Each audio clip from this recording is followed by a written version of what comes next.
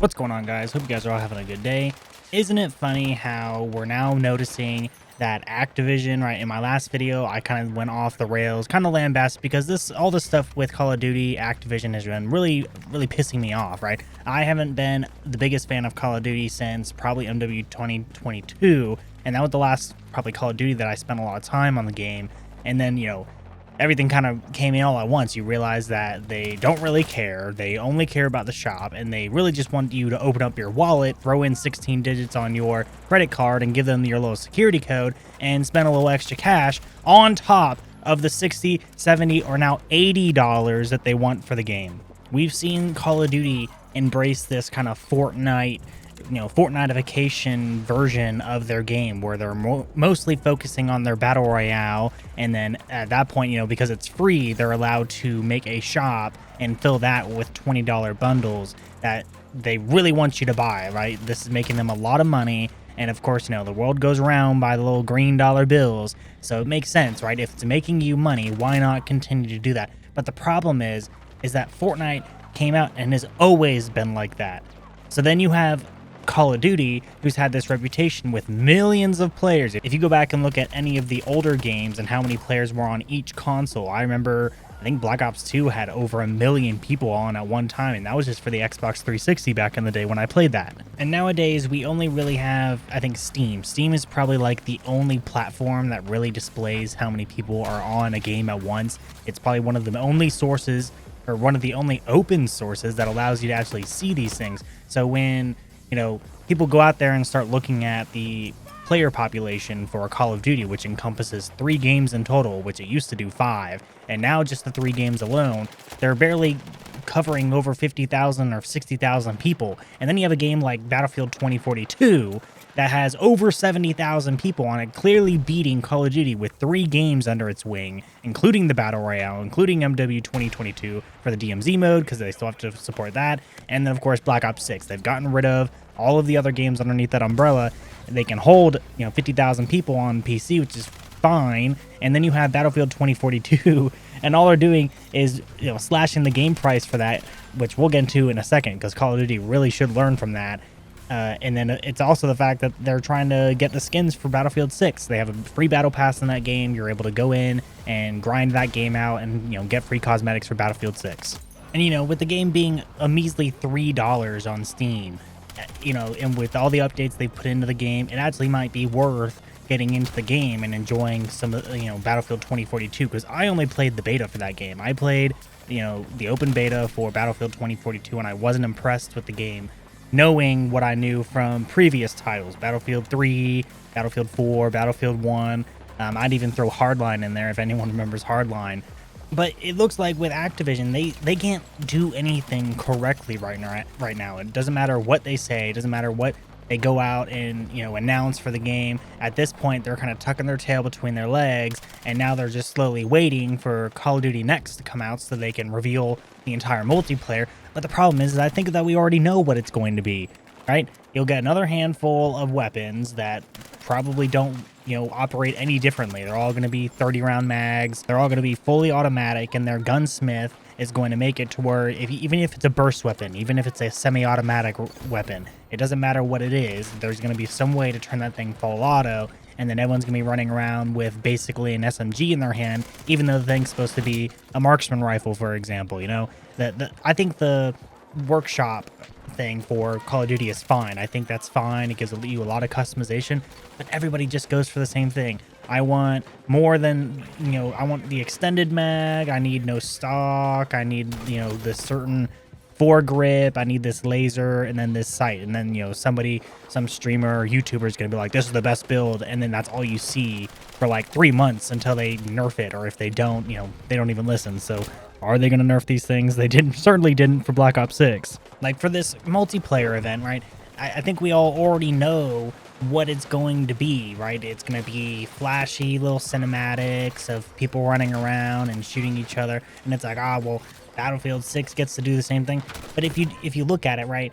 If you look at the trailer for, say, Battlefield 6, everything that's happening in that game, or in that trailer, for example, is something that's naturally happening in the game, right? With Call of Duty, they can try to show you how fun it can be and how interesting it is.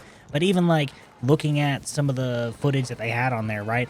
At least with, say, the Black Ops 7 trailer, right? A lot of the clips that they show just look, weird to me.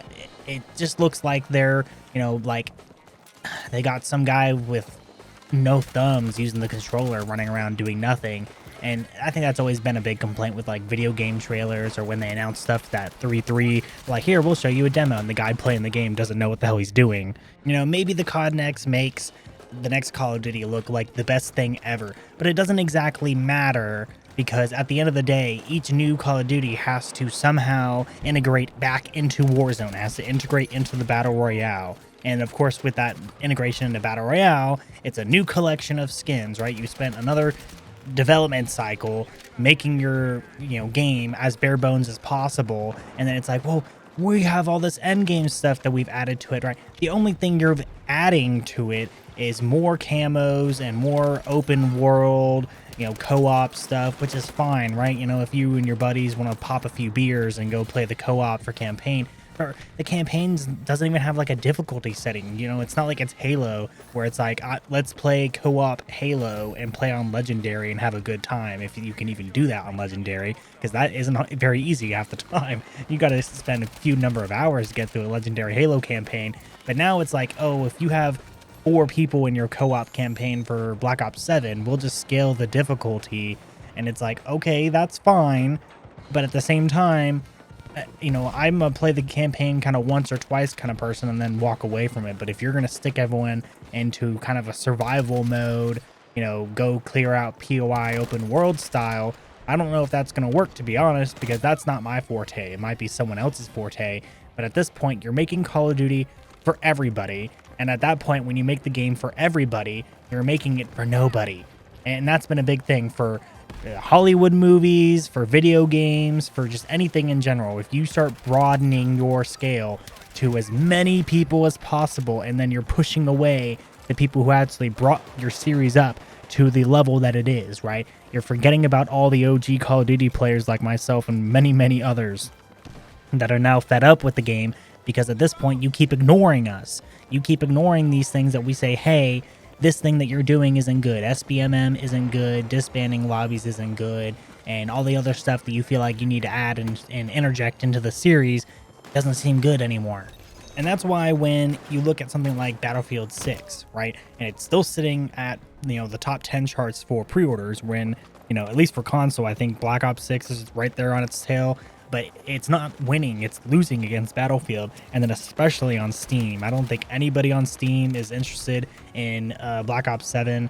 Even on my store page, when I look at it, I don't have any friends, and I have zero, absolutely nobody who's pre-ordered Black Ops 7, and I don't blame them, right? At this point, Black Ops 6 was such a complete disaster on PC, and I think it's now going to be even worse for PC players on this new one, on Black Ops 7.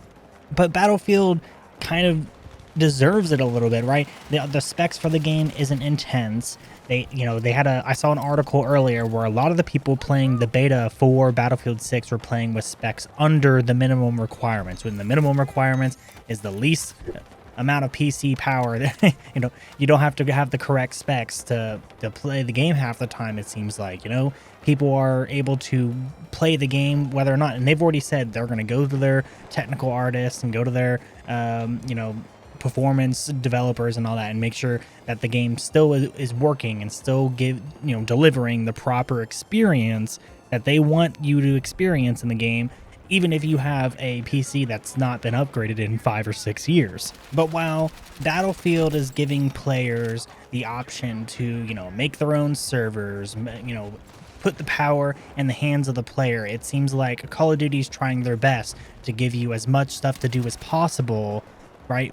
But not letting you do it in a way that you want to. You have to do it their way, and there's no customization of how you can do it. But it's like, oh, well, I can just play zombies, I can play multiplayer, and you can play campaign. Yeah, they're putting in all this extra bloated stuff into those games, into those game modes, because they just want you to play the game longer. They're realizing, how do we get people to not drop our game within the first month, because everyone goes after just the dark matter camo, and then they leave, then they're done with the game. It's like, well, how do we keep people on the game, right? You're going to keep a number of people who want the Warzone stuff as well, and the zombies one, but you know, some of the people who grind that stuff out within like a week are done, and then they drop the game forever and they never go back to it. I don't think the strategy of adding 4 mastery camos per game mode is going to hold people as well as they're expecting. I think everyone's going to realize it's the same thing as last year. You know, it's a different coat of paint, and the story isn't good, and the gameplay is annoying because everyone's bouncing off the walls and scraping their asshole off the ground.